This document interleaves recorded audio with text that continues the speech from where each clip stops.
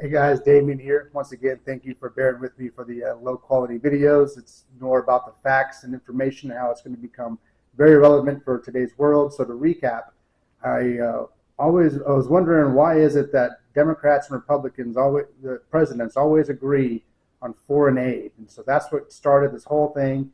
I learned about since 1948 we've been giving foreign aid to Israel.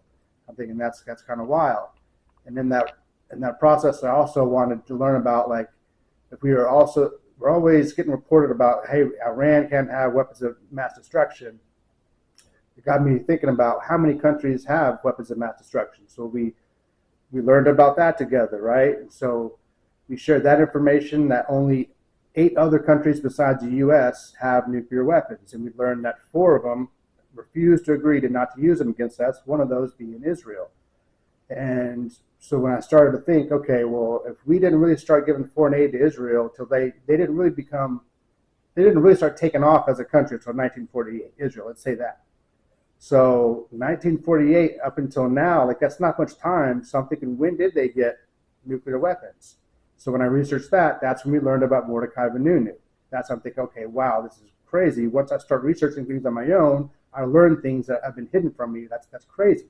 So we go from that to thinking, okay, if the nuclear weapons have been exposed, then has USA ever done anything on inspections? We looked about that in a few videos back, and we realized that went to crap. So now that's kind of where we're picking up on that late time frame, the late 1960s. I kind of wanted to see what was going on in that time frame. So we're going to start from the late 60s, kind of where we left off before. So the military aid jumps from 7 million from 1967 to 25 million to 1968. The U.S. agrees to sell 50 Phantom fighter bombers. Phantoms are jets, guys, and for a brief moment of time, they were the best jet in the entire world. So in 1967, there was also the Six-Day War. 1967 between Israel and Egypt, Syria and Jordan. Israel captured and occupied West Bank, including East Jerusalem from Jordan, the Gaza Strip and Sinai Peninsula from Egypt, and the Golan Heights from Syria. So also, if you guys remember some of my earlier videos, we were talking about how Israel has been expanding, taking over territory. So when you start researching things, you learn about this war, I'm starting reading about the war, I'm thinking, oh, okay, they took a big chunk of territory back then. Okay, so now I'm starting to see how those little small dots in those previous videos about the Balfour Declaration and the settlements, like the neighborhoods that were purchased for Jews back in the 1960s, early 1960s era, early 1900s era, I should say.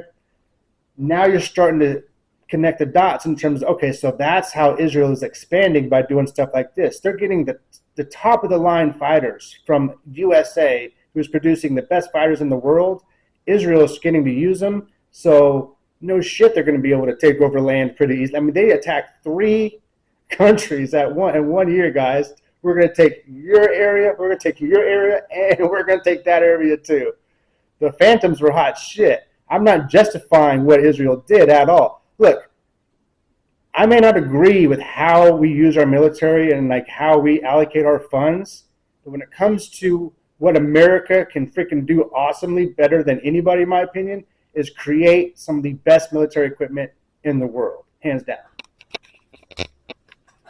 So military aid jumped from 140 million in 1968 to 1970 to 1.15 billion 1971 to 1973.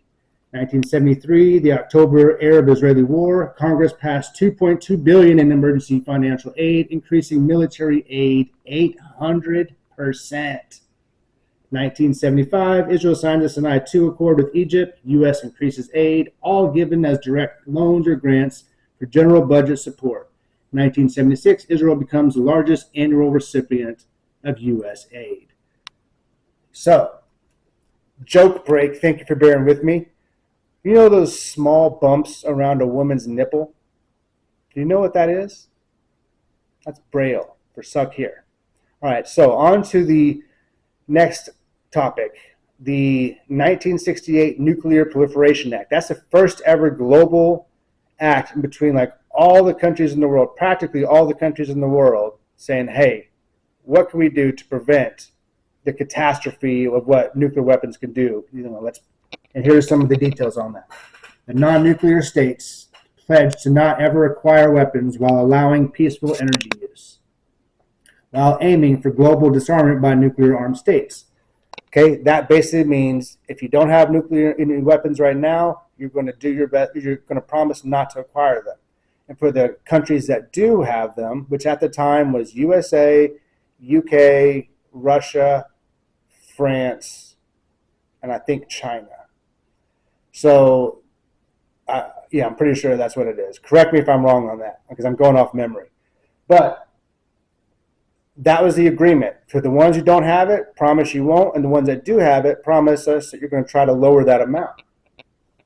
I don't know about you guys, but I got super worried about USA if they held their end of their bargain on that. But 190 countries signed the treaty, making it the bedrock of nuclear non-proliferation efforts. Guys, that's great news. Remember, majority of the countries had the right idea. And the signatories agreed to accept monitoring by the IAEA. Remember that? The International Atomic Energy Agency we were talking about in the previous video. So these were the guys that had the experts on that, and they were going to be on top of this. So, good news. Good news and bad news. And usually I like to start with the bad, end with the good, but in this one, the bad is more bad than the good is good. Well, that's subjective, and I won't say that. Actually, this is actually more good than good. Yeah, more good. The good is more good than the bad is bad. I should say that, because USA and Russia, guys, I did not know this. Okay, I'm learning a lot of this stuff. I'm only a few months ahead of you guys. Okay, I'm not smarter than you. I just learned stuff on my own, and now I'm sharing it with you. I was very ignorant to like how many warheads Russia and USA had. We're talking about like over 25,000 nuclear warheads for one country. But I'm happy to say they have both dwindled it down a whole lot. So, but we got to keep it going on that. But the bad news, I don't need notes on this. I don't have notes, but I have memory. So there's only 4 countries that said, no, we are not going to agree not to acquire nuclear weapons. And if we do have them, we're not going to agree not to use them on you. That's what these 4 countries, that's what they're saying in their mind. So one of those countries, South Sudan, they never ended up having nuclear weapons.